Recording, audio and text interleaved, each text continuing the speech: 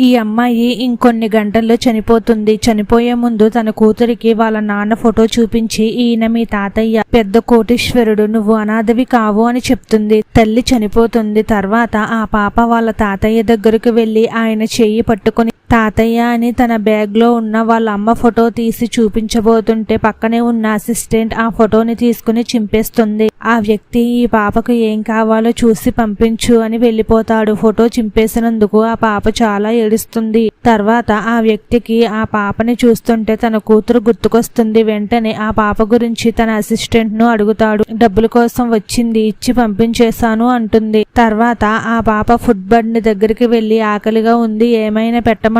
ఆ వ్యక్తి పక్కకు తోసేస్తాడు. ఆకలితో చెత్త డబ్బాలో ఏమైనా దొరుకుతుందేమో అని వెతుకుతూ ఉంటుంది. ఇంతలో కొంతమంది వ్యక్తులు వచ్చి ఏమైంది అని అడుగుతారు. ఆకలిగా ఉందని చెప్తుంది. రా మేము ఇప్పిస్తామని కిడ్నాప్ చేసి తీసుకువెళ్ళిపోతారు. తర్వాత ఈ వ్యక్తి చిరిగిపోయిన ఫోటోలో ఉన్నది తన కూతురే అని తెలుసుకుని పాప ఎక్కడుందో తెలుసుకోమంటాడు. పాపని ఎవరో కిడ్నాప్ చేసినట్లు తెలుస్తుంది. నెక్స్ట్ పార్ట్ కావాలంటే పార్ట్ 2 అని కామెంట్ చేయండి.